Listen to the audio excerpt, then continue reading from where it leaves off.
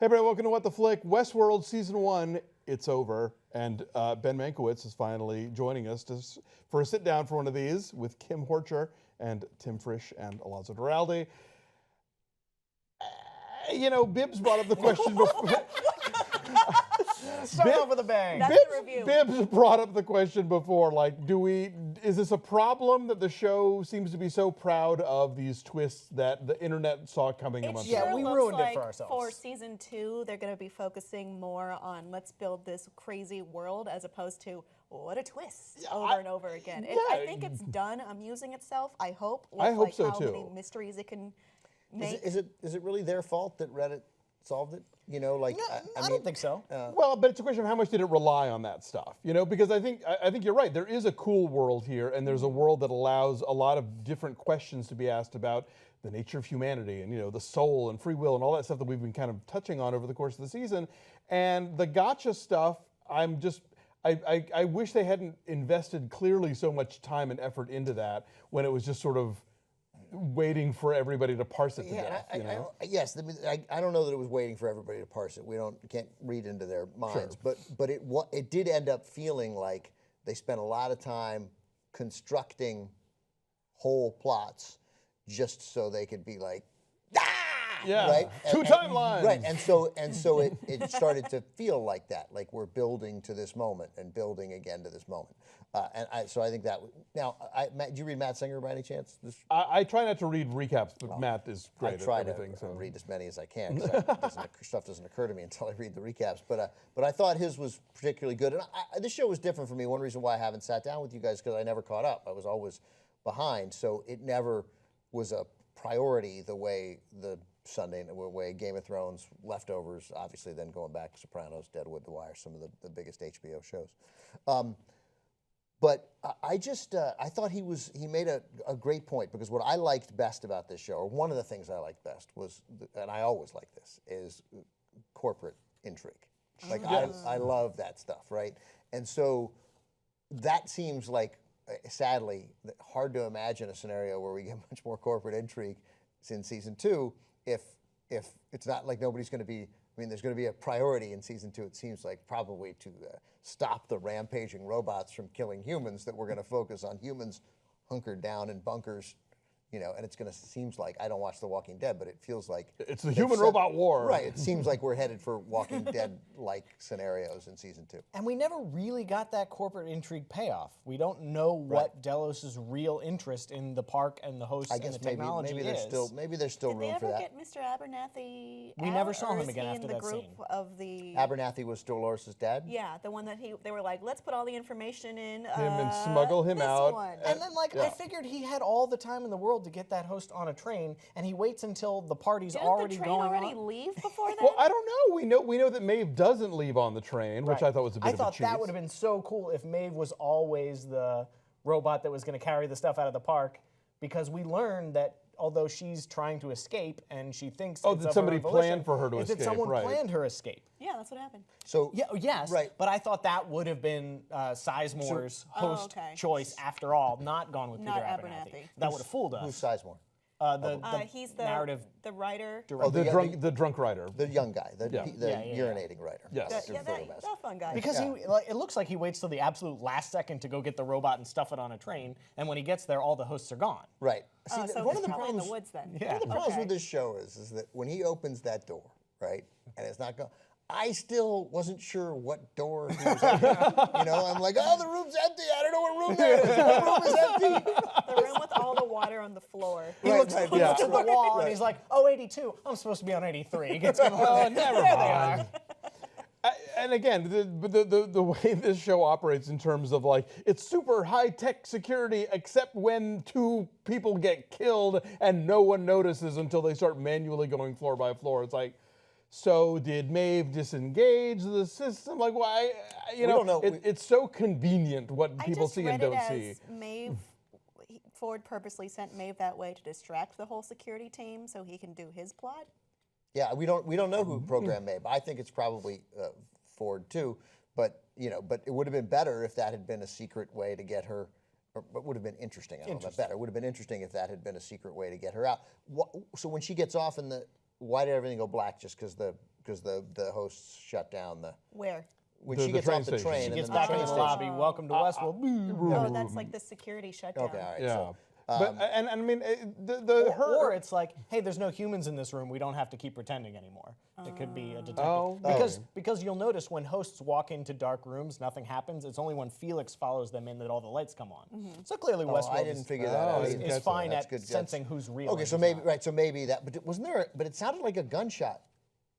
I mean, I played it a couple times when the lights went out for Maeve.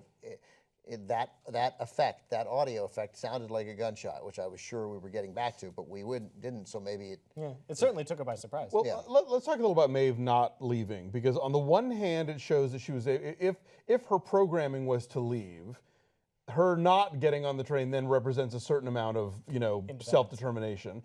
On the other hand, she's not leaving to go find this daughter that is not really her daughter and that's a construct. But then does that mean that the construct is as strong as real love or a genuine relationship? Because she unquestionably she sees the human mother and daughter, and she feels what she feels is genuine, right? Even if she knows the feeling is based on An algorithm. right? An algorithm. So, but we don't know whether because she had followed the program, we don't know whether she's supposed to get off the train.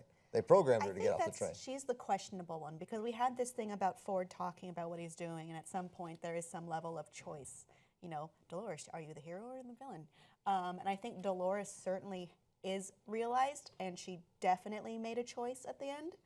But with Maeve, it's not 100% clear. I think she probably made a choice, but what if she didn't? Well, and even Dolores' choice, you could look as just a replay of her previous not choice. She's shooting Ford in the head in the same way that she shot Arnold, because Arnold programmed her to do that. Assumedly, Ford didn't. He just provided the means to. Yeah. That's a say, season 2 question that would be interesting to talk about. I would also point out that I think that he made Maeve- that decision because he was like, I'm Anthony Hopkins and I'm not doing 2 seasons Yeah. of a television show. The way I read it, I have a harebrained theory. Yeah. Shoot. I think, remember when Teresa was killed and there was that thing getting printed, the body? Yes. I thought Ford, it's possible that he made a host of himself to go get shot, and maybe he's not actually dead. Or he made his human body to get shot, loaded in his own stuff into a host the way he did with Arnold, so that now he is immortal. Right, now he's Right? immortal and he loaded his own Yeah. memories in, so Right, he'll right, have right. his So own. maybe more Maybe. Ford Oh, in some maybe Anthony way. Hopkins is coming back. Yes. That's interesting. That's fascinating. Because you're right. First of all, that little thing he was. But, It's like a Chekhov's gun, right? I didn't. We never saw it go Killing off. Teresa was a blow for me. Like I'm not a fan of that because I dug her enormously. I don't mean in the way that in a creepy way or anything. The character. The character. No one thought that before now. Not before this moment. I loved that character. No, I just, watch Duke of Burgundy. like she was great. That was a really interesting character and was the pinnacle of corporate intrigue on television. So I regret her death. And so I was hoping that initially that you just reminded me that thing that was getting printed was that he was going to bring her back, but as a Right, we as a speculated host. about I'm that, sure. yeah. I'm sure people thought that. So I like the idea that either he killed the other one, but why wouldn't, if you're Anthony Hopkins' age, why wouldn't you bring back the immortal version? I don't Yeah. know. Yeah. I mean, speaking of loose could go either ends, way. we never found out what happened to Stubbs and Right. Elsie. In the Ghost Or I Nation. guess Stubbs at least. Yeah, well, right. Elsie, if you don't see him killed, and all They're of a not sudden dead, they're not right? dead Yeah, on TV. yeah, yeah. Right. I will say there is an augmented reality game going on right now on the Westworld website that seems to be very Elsie-centric. Is that right? Yes, that's true. No, she's not dead. There's no way she's dead. There are never got Easter a eggs real to find ending. that have Yeah. to do with Elsie. So I thought we saw Bernard kill her Well, on camera. you saw him No, choking he her. grabbed her. okay, but and that he didn't just finish. grabbed her and pulled her Okay. away. Didn't You show know? Okay, her, maybe like, not. You're the right, life you're right. going out of her eyes or anything. I would believe it if she was still alive. My favorite part of this episode, I think, was the Dolores Man in Black / William confrontation, in which Dolores owns herself Yeah. and realizes, oh shit, like you are rotting flesh. I'm the next wave. I can fight back. I can break your arm. I can, do all this stuff. That I thought was fascinating, and I thought for Evan Rachel Wood, it represented this really fascinating pivot of this character who seems so adrift and dependent upon where she's being pushed to. So to see her kind of, find the center of that, figurative maze was exciting. And yeah, I mean, even if it does lead to sort of a Walking Dead kind of like robots versus humans, that's something, I didn't like I like what happened to Dolores, I suppose, although she ended up being less interesting than I anticipated and wasn't half as interesting or a third as interesting as Maeve. But there was so much explaining. There were a lot of speeches, a lot of catch you up speeches, including in that scene, which didn't seem like a scene that would have a speech in it. So I didn't care for that part. But the Dolores arc, although what kind of Advil do they have here at Westworld where Ed Harris gets his arm broken? And he did walk with it a little stiff, but that was like he's not in a sling. He's not a sling. I mean, that arm, they gave us full sound effect on the arm breaking, and then he shook it off. He's all right. And I understand. So but then Teddy shot him. Why did he fall down if it doesn't like? I don't. Well, it's called the Westworld people say it's called simunition. It does hurt. Like it's like airsoft type. It's why the crystal decanters all break in the train car when the Gatling gun? Yeah, when the Gatling gun is shooting it, but nobody would die. But in the first time that we saw Ed Harris, where he drags and assaults Dolores away, the bullets that were fired at him that time they ineffective. He was just like whatever. It was not consistent. I'm not wrong. That's a fair cop. And so. So we see this great moment where Teddy and Dolores ride off to the sea, where the desert. The mountains meet the sea. Right. And like that's supposed to be several days ride away, but it's like right next to Escalante. And then it is revealed that that's like the finale of Ford's little show. Of the old narrative. Yeah, that he puts on for the investors. But how did he know that Dolores was going to get stabbed and that?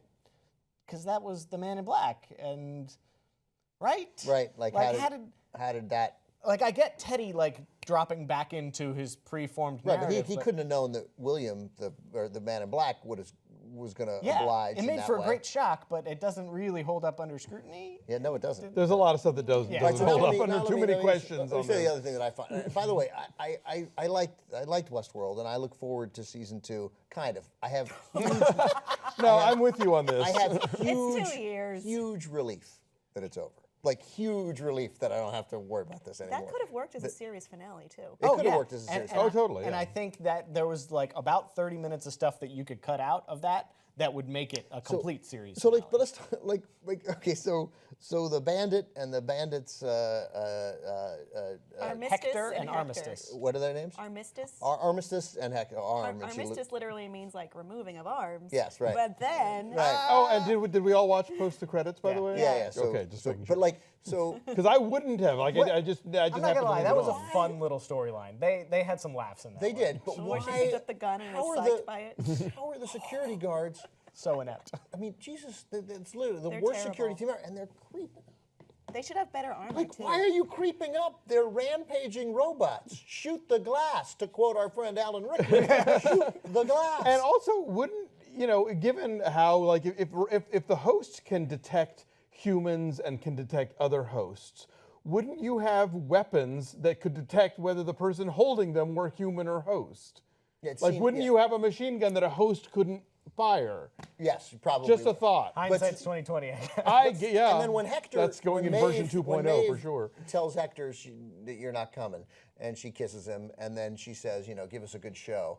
Like, there's no show to give. There's 18 guys with machine guns who are inexplicably trying to protect the asset of Hector? Like, he's got a machine gun. There's Davos board members everywhere. They keep trying. Cecil motor functions. Cecil motor functions. I'll say it louder. Cecil motor functions. Don't wait for him to shoot at you. Just pull the trigger and keep firing until you've blown him to smithereens, and then deal with it. We had this talk on The Walking Dead too. Yeah. Why don't you just shoot him now? It's the old war. It's the old Germans in war movies. Like, hey, I want the Nazis to lose, but maybe don't shoot at people's feet all the time.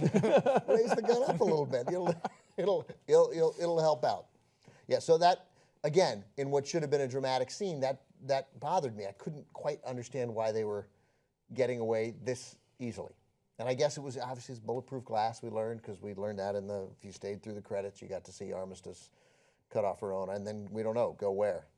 but presumably she's still around. Samurai world. Right, samurai. Oh, Which- yeah, Which that again, was new. Didn't matter. They didn't interact with any of those samurai characters. next. That They- seems we'll like I get think up- that's a warm up. No, Yeah. I get it. I got And, it. and as soon as I thought, I thought, oh, of course, because it would be like a huge tourism market that is maybe not giving a shit about the American West, but would want like their own past. Well, you know? and what were the Japan. two? There were two other worlds in Westworld, the movie. Roman, Roman, world and medieval Right. world. Roman and medieval. So I took is this as like this Game is of Thrones. right. This is their version of the other worlds. that Or would- maybe And there's Rome. 9 of them there. Like, Right. They who knows, They right, did maybe say there's a mix. Park 1 Yeah. when saying the location. On of the little maybe- Oh, right, Right, right, part yeah, the one, sector. sector, Yeah. You know? But I hope that that was a moment of Maeve breaking the narrative she'd been written. But also because if it's all a narrative that she's been given and she's doing it, then when she says how many others are like me, and Jeffrey Wright says, They all go crazy. a few, right, they all went crazy. But how is she?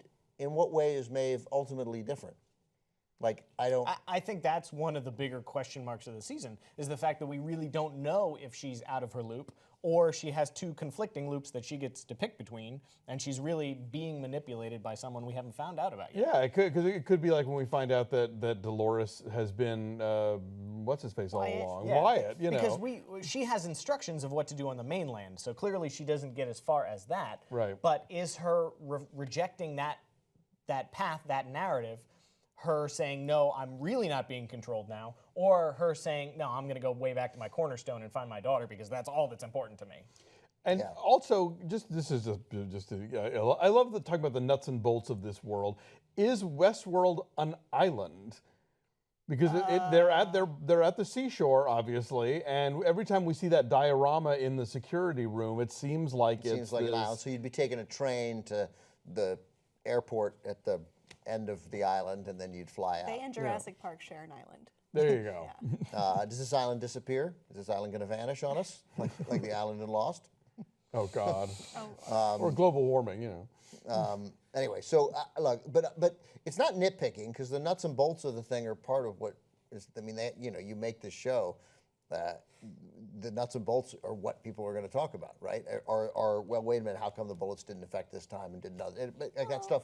I think that stuff. I don't feel like it's nitpicking on Westworld. The way I read Maeve's decision, I suppose, or maybe not decision, to go back and find her daughter was, looking at that daughter as she has that feeling of, I feel these things, they feel real to me. Maybe the simulacrum is just as good if it makes you feel the same way. Yeah, no, that's right. Right. I agree. That would be. And if she sees that daughter might remember her, and that's going to be. I mean, it's genuine like in they're there. trapped there, but is that, good enough for her?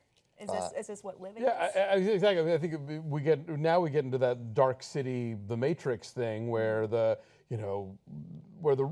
robots, if the hosts can't distinguish genuine memories and whatever from programming, then does that make them any less valid? And what's our reality, and what do we know? And do the things that we think we've actually experienced, are they really?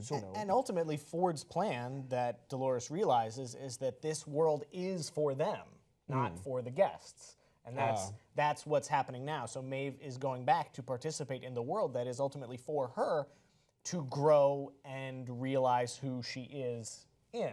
So to an extent. So in a way, this is sort of the long game of the Arnold thing of instead of closing the park by killing all the hosts, you close the park by killing all the Right. human So beings. Arnold wanted to spare the hosts from their never-ending suffering Right. that they would slowly start to remember and become more cognizant of. And then Ford realizes that that's the only way to make them. And we could get into just literally talking off the top of my head, that Maeve and Dolores next season could become sort of a Ford-Arnold split. Like one of them presumably is going to think, maybe we shouldn't kill all of the guests, right? Maybe that's not the world we should be creating. And oddly enough, that might be Maeve making the Arnold argument, and Dolores being the seemingly harsh one. Why is his name Robert Ford?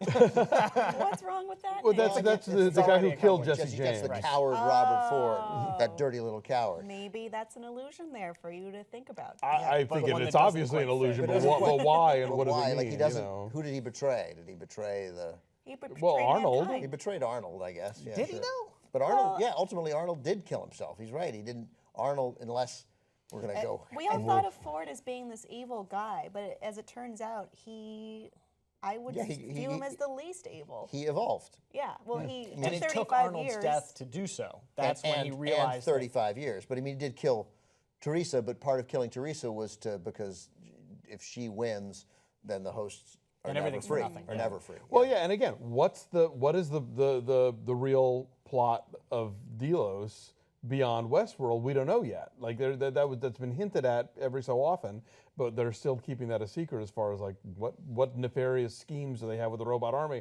And then of course, when I found out that Charlotte's last name was Hale, I started thinking about Charlotte Vale from Now Voyager, and that took me nowhere, so I dropped it. But you know, there's at least stuff for season 2 to chew on, and I hope that it does it in a way that is more about either the broader scope of the story or an episode-by-episode thing of interesting revelations, rather than these two big reveals that we wound up all seeing coming. And they knew that Reddit existed when they started this show, so that's it's no excuse. And we're going to get what we will get in season 2, presumably, are some interesting humans. I mean, we had really one interesting human, Jimmy Simpson, and that was it. And presumably, we'll get a lot more of and kids, and we'll start to identify with people who came with incredibly wealthy people who are in trouble. Poor them. Yeah. All right, are we good? But no, I'm with you though. I like this show, but my excitement for season 2 has been tempered a bit by how this has proceeded. But I'm still interested in seeing it and finding out what By the time it rolls around, and how long are we waiting? 2 years. 2 years. Well, 2018. it's 2018, so I don't know what they haven't announced what All right, so season. probably early 2018, but we're waiting a long time for Yeah. this. Yeah, and I'm sure I'll be psyched by then. But man, it was enormous relief when it was over. I was like, oh, okay, thank goodness. I would watch more of this. These violent delights had violent ends. They do indeed. All right, thanks for watching, you guys.